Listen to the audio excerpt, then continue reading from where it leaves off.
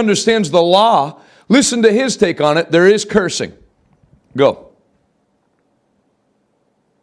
All right, everyone, it's time for yet another coronavirus-related video, this time from the not-so-great state of Florida. It's legendarily politically corrupt, and if you had to choose a state in the United States that had the highest degree of political corruption, Florida wins that race by a mile. I lived there briefly.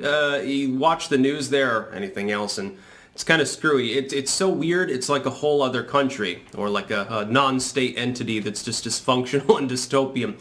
Anyway, there's this pastor down there named Howard Brown, and I guess he has, he's sort of the megachurch pastor side of things. Now, preface to this, I oppose organized religion. I'm certainly not a Christian. I think organized religion is largely unhelpful, and the idea during a pandemic of having large gatherings of people in proximity to one another and saying, well, we have faith, so it'll protect us from diseases or something, that's screwy.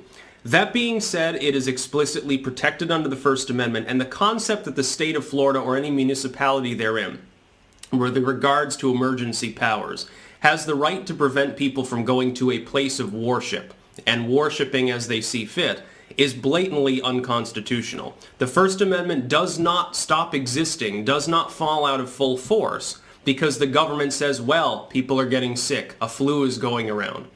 If that were the case, then anytime there were a bad yearly flu, what would you do? Shut down worship services for 3 or 4 months nonstop? Well, we gotta wait till the flu season's over. People might die in church. These people still have to live their lives. The whole idea of even closing things down, like banning public assembly, I guess Alaska until some inordinate time is trying to ban even travel within the state so people can't travel normally. I guess in Rhode Island, the state guard was going door to door looking for some New Yorkers that were suspected of having entered the state. This is some dystopian, dumb bullshit. Totally unnecessary, totally disproportionate to the danger, number one, blatantly unlawful, number two, but this takes the cake. The state guard going door to door, travel bans and stuff like that of longer distances, non-essential travel, that's all presumably gray area at best anyway, and should probably be litigated immediately. The American people should not sit back and take it, and should litigate this through the courts. That being said, this is the most egregious misuse of state power I think that I've seen in my time. It takes the cake. They arrested a pastor for holding worship services because of their safer at home proposal, which is the basic idea is no public gatherings, including, I believe, indoors. But places of worship are exempt from that. They have to be. The First Amendment does not say the right to keep your grocery store open during a pandemic, but it also doesn't say, oh, by the way, the Constitution stops working if people get sick. It's not in there. They didn't try to do this when the AIDS crisis was at its peak. People were worried that it was doomsday. Oh my God, we've got this incurable disease and people are dying left and right and I see weird shit all the time. And for several years, it was like the biggest modern moral panic. And millions of people were infected and people were dying by the thousands every day. And it was a huge crisis. And as soon as it started killing off celebrities, people cared more. And it brought society almost to its knees in some respects. But did they ever say, well, the obvious answer to this is people shouldn't be allowed to go to church? If anything, this is just going to be violated anyway. It's incapable of actually being enforced, I would think, especially in a state like Florida. Florida is more religious, I think, than the average, especially northern Florida. Not so much in the southern end. It's more like liberal Catholicism, a lot of Hispanic influence and so forth. You get to the north end of the state, it's basically Bible Belt. Are you going to try to tell a bunch of fire and brimstone heavily armed Baptists they can't hold their rompa-stomp fucking flag-waving church service? I don't think that's a good idea. I think that might cause the ousting of elements of the Floridian government. I have a feeling that the ballot box is not going to be kind to some of these people.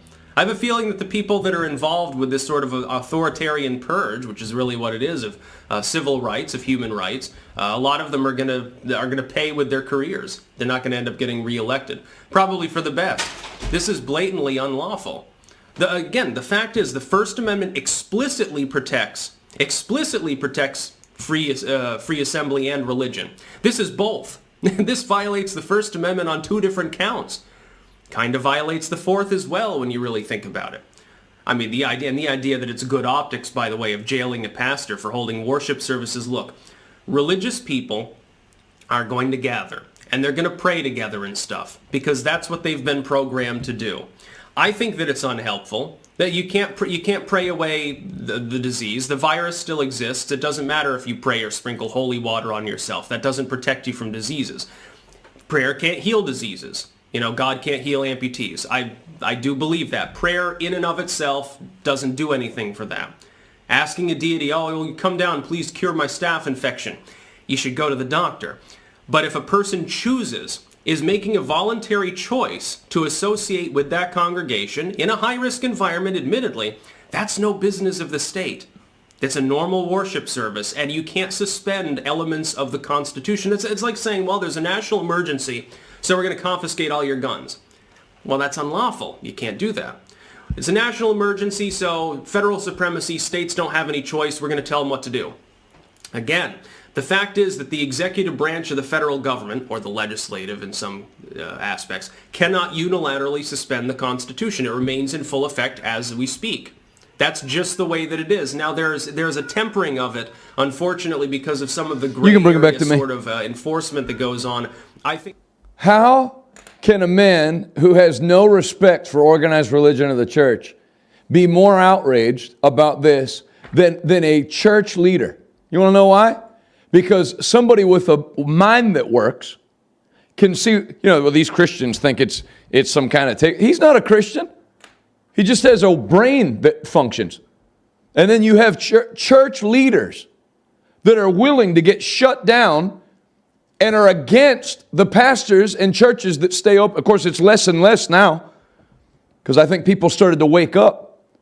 Rodney Howard-Brown held